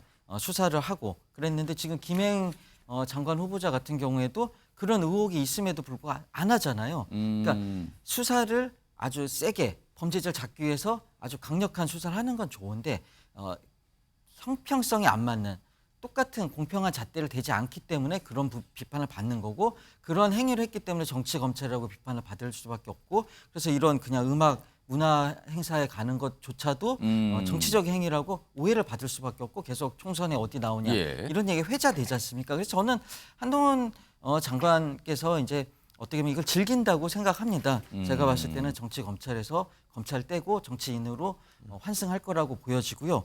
그러기 위한 사전 작업 어느 정도 그게 있다고 저도 판단할 수밖에 없습니다. 한동훈 장관이 뭘 해도 민주당은 지금 다 꼬투리를 삼는 거예요. 뭘 해도 싫은 거예요. 뭔가 지금. 좀 기분이 나쁜 거다 이렇게 보십니까? 계속 뭐 모자를 또 어떤 분은 그랬대요. 뭐 모자를 쓰고 가지 왜 그냥 그렇게 모자 안 쓰고 갔냐. 막. 모자요? 네, 모자 쓰고 한동훈 장관 보고 모자 쓰고 오케스트라 관람 가라고 공연 보러 가라고 그렇게 말한 분도 있더라고요. 관람 가는데 그러니까 모자는 왜 쓰죠? 아니, 그러니까 무슨 의미입니까? 남들이 알아보지 못하도록 얼굴을 알아보지 못하게 네. 모자를 좀 내려서 쓰고 네. 가지. 왜 모자 안 쓰고 갔냐고. 굳이 이거, 왜 그냥 갔는가? 그러니까 제가 이 정도 나오면요. 뭘 해도 지금 다 트집 잡는 거고요. 문재인 대통령이요. 예. 조용히 살고 싶다고 하셨잖아요. 예. 근데 막 페이스북에 글 올리죠. 예. 사진 올리시죠. 또 뭐 어디 행보하시죠. 말씀하시죠. 막 그러잖아요. 그럼 왜 우리가 정치행위 하냐 이렇게 얘기하잖아요. 그러면 그거에 대해서 민주당이 다 뭐라 그랬는지 아세요? 그냥 본인이 그냥 전직 대통령으로서 하는 거지 정치행위 아니라고 그러잖아요. 그러니까 이게 도대체 아전 인수도 이런 게 없고 다 내로남불이고 그렇습니다. 알겠습니다. 이거에 대해서 정치권 가만히 있지 않죠? 또 반응들을 내요. 또 분석도 하고 시각을 보여줍니다. 들어보겠습니다. 한동훈 장관은 정치인으로 지금 볼 수밖에 없잖아요. 관료라기보다는 정치인이 어떤 행동을 할 때는 이유가 있는데 다른 건 없어요. 지금 다 총선. 내가 예술의 전당에 갔을 때 사람들이 나를 알아보고 이게 이슈화가 안 될 거를 모르겠어요? 모를 리가 없죠. 뭐하러 뭐 죄졌다고 문화생활을 모자를 쓰고 집에서 그러니까. 그냥 조용히 친구랑 위스키 한 잔 마시면서 해도 돼요. 대중한테 나타난다는 거는 전 정치 활동이다. 정치 활동이죠. 아유, 그리고 저는 서초 강남에 염두도 두고 있다. 지금 저는 개인적으로 특별한 사유가 없으면 출마 가능성이 없다고 생각을 합니다. 민주당에서 한동훈 장관을 출마하게 만들려고 온갖 애를 쓰고 있네요. 야당에서 그렇게 틈만 나면 한동훈 장관 못 잡아먹어서 안달인데 평범한 대중들 입장에서는 한동훈 장관이 굉장히 호감 이미지를 형성하고 있구나라는 지만 한동훈 장관이 가지고 있는 어떤 정치적 잠재력이랄까 이런 것들이 지금 국회의원 뭐 두세 번 한 분들과 비교도 안 될 정도다. 주인조 변호사. 그러니까 뭐 반응이 많이 갈리고 있는데 전망도 갈려요 지금. 근데 아까 정구택 변호사 좀 잘 아시잖아요. 정구택 변호사가 뭐 이거는 뭐 100% 정치 활동 뭐 염두하는 거라고 분석을 하면서 총선 때 강남 지역으로 갈 거라고 단언을 했어요. 근데 그건 뭐 지켜봐야 되는데 혹시 한동훈 장관이 마포울에 아까 정청래 의원 지역구에 마포울에 갈 가능성은 없다고 보십니까? 단언을 하면 뭘 좀 걸어야 되지 않습니까? 뭐 걸지도 않고 단언을 하는지에 대해서는 저는 좀 의문을 제기하지 않을 수밖에 없는데 지금 좀 전에 그 현 변호사님이 그 얘기했습니다. 아니 집에서 그냥 술 한잔 하면서 스피커로 듣지 하는데 굳이 왜 공연장 갔는가? 런던 필하모니는 전 세계적인 그 교향악단이고 한국에 4년 만에 온 겁니다. 음악 애호가라면은 누구나 가보고 싶고 상당히 좀 비싼 그 티켓을 사고라도 직접 가고 싶은 거는 인지상정 아니겠습니까? 현장에서 느끼는 그 생생함과 실거를 하는 것이 얼마나 차이가 있다는 것은 아마 현 변호사님도 더 잘 알 것인데 결국 민주당은 그냥 한 장관이 미운 겁니다. 뭐 아까 아까 지금 정비윤 전 최고위원이 말씀하신 게 정대ek 변호사가 그냥 모자 모든 게 쓰고 가지 미운 거예요. 얘기를 모든 게 미운 거. 어떻게든 해서 그 발을 묶어 놓고 싶은데 그 한 장관이 지금 개인적으로 공휴일에 여가를 지키는 것조차도 지금 정치적으로 지금 얘기하는 것 자체가 민주당이 한 장관에 대해서 얼마나 어떻게 보면 부담을 느끼고 있는지를 미뤄 짐작할 수 있는 것인데 아직까지 본인은 부인하고 있습니다만 내년 총선에서 상당 부분 역할을 할 가능성은 저는 매우 높다고 보고 지금 뭐 강남이네 뭐네 얘기를 하고 있습니다만 국민의힘 내에서는 한동훈 장관 같은 사람 카드를 강남에서 쓴다? 그건 사실 있을 수 없는 일이죠. 오히려 예컨대 정말 험지에 가거나 아니면은 이 그 비례대표에서 상당 부분 뒷순위에 넣어서 전국을 상대로 리베로 역할을 할 수 있는 그런 가능성이 있는 것이지. 현 변호사님 뭐 저랑 한번 걸어보실까요? 여기서 제안을 했는데 갑자기 걸자. 전재수 의원님께는 제가 질문을 드릴까 말까 했는데 그냥 짧게 한 30초만 드릴게요. 결국엔 한동훈 장관 무슨 선택할 것 같습니까? 어떤 선택?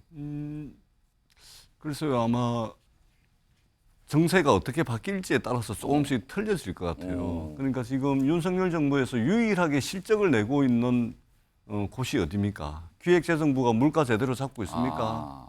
산자부가 우리 지금 이 수출이 제대로 되고 있습니까? 12개월 연달아 지금 수출이 줄고 있지 않습니까? 어디 뭐 제대로 되는 게 있습니까? 그런데 유일하게 검찰이 말하자면 야당 아니 국민의힘의 의원들이 무슨 뭐 녹취록이 나오고 무슨 뭐 메모지가 나와도 압수수색했다는 이야기 들어본 적이 있습니까? 민주당은 요만큼만 나와도 전부 압수수색이고 소환이고 영장 청구고 뭐 이런 거 아닙니까? 윤석열 정부 2년 동안 경찰 검찰도 부족해가지고 감사원에 최근에는 국민권익위원회까지 나서가지고 말하자면 수사기관에 고소고발하고 지금 이러고 있습니다. 유일하게 실적과 성과를 내는 것이 검찰인데 이 검사 출신의 한동훈 장관을 그것을 못하게 하고 출마를 시키겠습니까? 시키지 않을 가능성이 많고 출마하는 대신 하던 거 그거 계속해라. 야당 압수수색하고 그런 측면에서는 안 할 가능성이 많은데 그조차도 다급해지면 저는 출마할 거라고 봅니다. 그런데 험지 나오는 것은 경쟁력 없어요. 험지에서 선거를 해보시면 선거가 어떤 건지 아마 잘 모르시는 분들이 자꾸 그냥 험지 하는데 선거 그렇게 만만한 게 아닙니다. 알겠습니다. 저를 중심으로 양쪽에 두 분씩 한동훈 장관을 바라보는 시각 차이가 분명히 좀 다른 것 같아요. 이런 가운데요. 요 얘기 좀 짧게만 한번 가볼 텐데 화면 좀 보겠습니다. 배우 윤여정 씨. 사실은 이 뭔가 본인의 소신에 대해서 과감하게 얘기하고 그리고 굉장히 젊은 생각을 갖고 있는 거 아니냐 이러면서 굉장히 환호를 받고 그랬거든요. 주목받았는데 지난 6일 부산국제영화제 그 관련 행사에 참석을 해서 이런 얘기를 꺼냈어요. 어떤 질문을 받았는데 뭐 태극기 부대 나가는 엄마와 대화가 단절됐다 뭐 이런 취지의 질문을 받고 본인 세대의 얘기를 하면서 이해해야 된다. 우리 세대에게 공산당은 무서운 것이다. 이 얘기를 했어요. 다음 보겠습니다. 그러면서 태극기 부대 어떤 집회 나가는 거 관련해서 그냥 특별 활동을 하는 거다 친구들과. 그렇게 생각하라. 뭐 그렇지만 저는 태극기 부대가 아니다. 그러니까 그 세대를 이해하라. 뭐 이런 설명을 했거든요. 근데요. 이거에 대한 어떤 온라인 커뮤니티상의 반응이 있어요. 그거 좀 보겠습니다. 약간 이게 비판한 반응이란 말이에요. 연기자로서 인정하나 저런 멍청한 소리. 부모가 미쳐서 돌아다니면 정신병원에 모시고 가야지. 4차 오해인 줄 알았지만 저동줄 줄이야. 이런 반응을 보였단 말이에요. 요거요. 제가 시간이 많지 않아서 한 1분씩만 딱 드릴게요. 정미경 전 최고위원하고 조승현 위원장. 저 반응에 대한 생각을 좀 말씀해 주세요. 정미경 최고위원. 저 반응이 저는 저거가 전부라고는 생각 안 해요. 일부겠죠. 일부죠. 분명. 근데 왜 그러냐면 지금 사실 윤여정 그 배우 입장에서는 본인이 다 솔직하게 말하잖아요. 그러니까 본인의 47년생이라고. 그리고 자기 경험을 얘기하잖아요. 그러니까 자기. 본인 세대는 그렇다. 네, 그렇다. 근데 사실은 저도 이제 군인 아버지 밑에서 자랐지만 그 또 어머니랑 아버지랑 맨날 어릴 때 했던 그거 공산당이 얼마나 무서웠는지 그 당시 6.25 때 그 전쟁 경험을 다 갖고 계신 1세대들이세요. 그러면 그걸 듣고 자란 이제 저희 세대에서 그 부모님의 영향을 안 받을 수 있겠습니까? 아무래도 그렇죠. 네. 그러니까 저도 공산당은 되게 어렸을 때 되게 무섭다. 전쟁이 일어나면 안 되는 거구나. 이런 걸 했으니까 그걸 자연스럽게 이해해다오. 어떻게 보면 3세대한테 얘기하는 것일 수도 있잖아요. 그러니까 그런 부분에 대해서 글쎄요. 이런 반응이 나왔다는 게 좀 그런데 좀 이해는 좀 안 돼요. 그냥 이걸 왜 비난을 받아야 되는지를 잘 모르겠습니다. 약간 듣기에 따라서는 굉장히 좀 과격하게 들리는 표현들을 좀 썼어요. 조승현 위원장은 저 반응을 좀 어떻게 읽으셨습니까? 저는 일단 예술가들이 어떤 얘기든지 자유롭게 할 수 있는 세상이 돼야 된다고 생각하고요. 윤여정 선생님은 저희 어머니하고 동갑이십니다. 그래서 저분 말을 맞아요. 우리 어머니 아버지 세대가 공산주의를 싫어할 수밖에 없고 지금 남아있는 공산주의 국가를 봤을 때 그건 또 어떻게 보면 맞는 말씀이니까 이런 말씀하는 건 당연하다고 보고요. 그런데 제가 말씀드리고 싶은 건 우리 어머니 아버지 세대가 왜 이런 생각을 하나, 왜 특별활동을 태극기 집회 가서 하시나 이거를 원인을 잘 분석하고 그분들의 뜻을 이해하려고 노력하는 게 우리는 필요하다고. 비난보다 우리 이해하는 왜 그런지를 그렇죠. 알아야 된다. 저는 그게 필요하다고 생각합니다. 제가 한번 그 청와대 다닐 때 그 앞에 태극기 부대 하시는 할아버지가 막 저를 붙잡고 욕을 하시는 거야. 한 20분 동안 무슨 욕을 하나 들어드렸어요. 예. 그랬더니 그분이 이제 그러시더라고요. 제 얘기를 들어줘서 고맙네, 미안하네 이렇게 하시더라고요. 마지막에 또 그런 말씀을 하셨고. 어르신들이 필요한 건 존중과 그런 존경이 필요하다고 생각하고 우리 아버지 세대, 우리 어머니 세대를 존경하는 게 저는 필요하다고 보고요. 예. 저런 식으로 반응하는 거는 오히려 우리 부모님 세대의 마음을 더 멀어지게 할 뿐이다. 그래서 저는 우리 부모님 세대를 존경하고 존중하는 마음이 저는 필요하다고 생각합니다. 알겠습니다. 윤정 씨의 저런 발언, 뭐 공산당, 그다음에 뭐 태극기대 발언이고 굉장히 많이 회자가 되면서 여러 가지 기사로 좀 다뤄지고 있어서 저희가 좀 소개해드렸습니다. 자, 다음은요. 마지막 주제인데요. 이거 굉장히 지금 심각해지는 상황 아니냐. 많은 분들이 걱정하고 계시죠. 중동. 지금 중동 사태라는 표현도 나오고 있는데 이와 관련된 주제로 넘어가 보겠습니다. 보시죠. 자, 대표적으로 하마스라는 무장단체 얘기가 나오죠. 근데 민간인 납치를 했어요. 이스라엘 국민들 납치해서 뭐 가자 지구로 끌고 갔다 뭐 이런 얘기가 나오거든요. 근데 도대체 왜 이런 일이 벌어진가 이걸 좀 지금부터 좀 짚어보겠는데요. 우선 관련 영상부터 소개해드리겠습니다.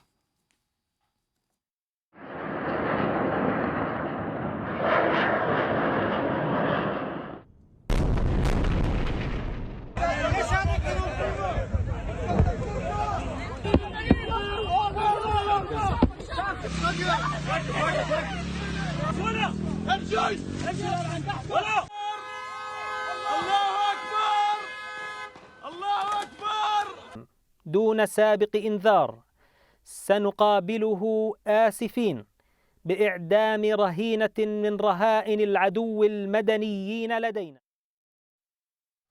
자, 지금 이스라엘과 하마스의 충돌, 뭐 전면전, 뭐 이런 얘기가 나오고 있죠. 자, 많은 분들이 깜짝 놀라서 이 장면도 계속 보고 계실 텐데요. 자, 이 관련해서 전문가 모시고 지금부터 자세한 얘기 좀 해보겠습니다. 지금 영상이 나가는 동안요. 자, 여기 보시면요. 성일관 고려대 중동 이슬람 센터 교수 나와 계십니다. 안녕하십니까? 반갑습니다. 자, 급히 모셨는 데서 감사 말씀 드리고요. 일단 많은 분들이 이 질문을 제가 오늘 이걸 다루는데 이 질문 좀 해달라고 그러더라고요. 그동안 이스라엘과 하마스 무력 충돌이 과거에도 많이 있었는데 이번엔 좀 양상이 좀 달라 보인다. 그런 얘기 하시면서 아니 하마스가 왜 이스라엘을 넘어와서 왜 민간인을 납치하고 사살하고 끌고 갔는가. 네. 이거에 대한 궁금증들을 많이 갖고 계시더라고요. 이거 왜 이렇게 된 겁니까 지금요? 저는 하나도 안 궁금합니다. 왜냐하면 하마스라는 팔레스타인 정파는 예. 우리가 지금 무장 정파라고 부르고 있지만 예. 이 사람들은 원래 테러와 무장 정파, 테러를 같이 사용하고 있는 그런 단체입니다. 그러니까 민간인을 공격하는 것이 예. 이번이 처음이 아니고요. 예. 87년 창설된 단체인데요. 예. 1990년대 중반 이스라엘 내에 자살폭탄 테러를 한 50차례 예. 더 많은 그래서 수많은 이스라엘 민간인을 살해했던 그러니까 테러를 통해서 네네 했던 그런 단체이기 때문에 이거 새로운 게 아니다 이거는. 그렇죠. 민간인 살해는 새로운 것이 아니나 납치는 뭔가요? 납치를 한 것은 제 생각에는 몇 가지 이유가 있는데 예. 첫 번째는 팔레스타인 수감자들이 이스라엘 내 지금 감옥에 있는 사람들 한 5천 명이 됩니다. 이 사람들을 풀어달라. 예. 포로 교환을 하자는 얘기죠. 예. 자기들이 납치해간 유대인들과 즉 이스라엘 사람 한 100여 명과 한 5천 명을 맞교환하자. 그러면 풀어주겠다. 그 목적으로 납치를 한 거다 지금. 그렇게 좀 보고 있습니다. 그리고요. 사실은 이런 정도의 어떤 아까 말씀한 테러를 일삼는 조치를 하는데 이렇게 이스라엘에 대해서 공격을 하게 되면은 이스라엘 군 정부가 보급 공격을 당연히 할 거라가 예상된 거 아닙니까? 네. 그럼에도 불구하고 하마스는 지금 왜 공격을 하는 겁니까? 그래서 이 타이밍을 보시면 이스라엘과 사우디가 지금 관계 정상화를 하고 있습니다. 예. 미국의 중재로요. 그렇게 되면 이란의 입지가 상당히 이 중동 지역에서 좁아지게 되죠. 중동 지역 내에서 이스라엘과 사우디는 원래 친하지 않았는데 예. 사우디뿐만 아니라 쿠웨이트 다른 국가들도 그렇게 친하지 않죠. 근데 이것이 만약에 미국의 중재를 성공한다면 주변의 다른 아랍 국가들도 이스라엘과 관계 정상화를 할 수가 있어요. 그렇게 되면 이란 주변에 있는 대부분의 순니 국가들이 이스라엘과 관계 정상화를 해서 외교 관계를 만든단 말이죠. 예. 그러면 그 순니 국가들은 원래 시아 이슬람 국가인 이란과 안 친했는데 예. 주변의 다른 국가들이 다 이스라엘과 관계 회복을 합니다. 예. 그럼 이란은 중동 지역에서 입지가 너무나 좁아지죠. 이란은 약해진다. 그렇죠. 그런데 왜 그럼 하마스가 공격을 했는가? 예.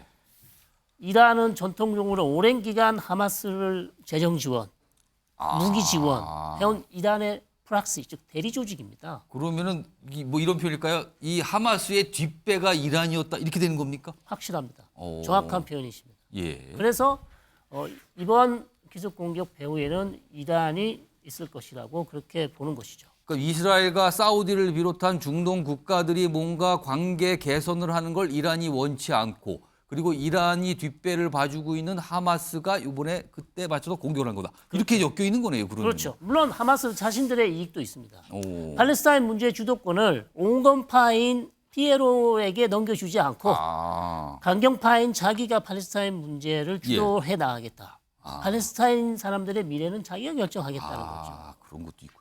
그러면요. 지금 설명해 주는데 이거를 좀 중동의 평소에 관심을 갖고 계신 분들은 충분히 이해할 수도 있어요. 그러나 그렇지 못하신 분은 이게 하마스 피해로 가자 지구 막 나오거든요. 자, 가자 지구라는 게 지금 보면 서울의 한 절반 정도 되는 면적 이스라엘 쪽 끝에 있는 땅인데 이 가자 지구와 하마스는 무슨 관계입니까? 네. 가자 지구는 지구상에서 가장 인구 밀도가 높은 곳입니다. 세종시만한 도시인데 230만 인구가 살고 있고요. 별명이 창살 없는 감옥입니다. 이스라엘이 봉쇄를 하고 있고요. 이스라엘이 가자 지구로 들어가는 모든 물품을 봉쇄를 하고 있습니다. 그렇다고 생필품을 막는 것은 아닌데 예. 하마스가 이용해서 무슨 시멘트 같은 것들, 예. 무기나 기지를 만들 수 있는 그런 건 못 들어가게 하는 못 들어가게 하는 것이죠. 그래서 오랜 기간 봉쇄를 당해왔고요. 예. 이 지역은 원래 1967년 전까지 이집트가 군 통치를 하고 있던 지역인데 67년 즉 6.1 전쟁에서 이스라엘이 가자 지구를 점령하게 됩니다. 예. 물론 웨스트뱅크 요르단강 상안도 마찬가지죠. 예. 그렇게 점령해서 오랜 기간 이스라엘이 군 통치를 해오다가 예. 거기에 이제 국제법상 안 되는 이스라엘 정착촌도 많이 세웠다가 2005년에 이스라엘이 완전히 철수를 합니다. 완전히 거기서 떠났군요. 예, 거기서. 2005년에 이제 떠났기 때문에 더 이상 유대인들, 이스라엘 군인이 가자 지구에 없습니다. 지금. 예. 그런 상황에서 하마스라는 강경파가 가자 지구를 차지하게 된 거죠. 원래 온건파하고 같이 있었는데. 그러면서 이 강경파가 차지하면서 대이스라엘 항전을 시작했고요. 그러면 하마스가 가자 지구 내에서 어떤 뭐 정부 같은 역할을 하는 겁니까? 정확한 표현이십니다. 네, 그래서 하마스 정부라고 그렇게 부르고도 있고요. 이거 230만 명의 팔레스타인 주민을 사실상 통치하는. 통치 단체이자 무장 단체이자 테러 조직 이렇게 되는 거군요. 그렇죠. 그러면. 여러 가지 얼굴을 가지고 있는 것이죠. 그래서 지금 이스라엘이 보복 공격을 하는데 가자 지구를 폭격하는 게 하마스를 겨냥해서 가자 지구를 지금 공격하고 있는 상황이고요. 네, 그렇습니다. 그럼요. 지금 이 사태와 관련된 영상이 좀 하나 더 준비돼 있거든요. 여러 가지 목소리가 좀 나옵니다. 들어보겠습니다. على المرابطين والمرابطات وأيضا القتل اليومي في الضفة الغربية ومئات الشهداء الذين سقطوا هذا العام وأيضا لتحرير الأسرى الذين يقبعون في سجون الاحتلال. אזרחי ישראל, אנחנו במלחמה, לא במבצע, לא בסבבים, במלחמה. המקומות שהחמאס מסתתר בהם, פועל מתוכם. נהפוך אותם לאיי חורבות. צאו משם עכשיו.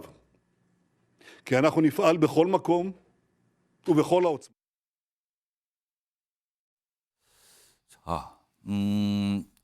성윤관 교수님께서 좀 자세히 설명 중인데, 근데 또 한 가지 궁금증은 사실 이스라엘이라면 이른바 이 방공망, 아이언돔, 그래서 뭐 날라오는 미사일과 다 격추할 수 있다, 뭐 이렇게 자랑을 했고 우리도 그렇게 알고 있었어요. 근데 이번에 폭격에 속수무책으로 당한 거 아닙니까?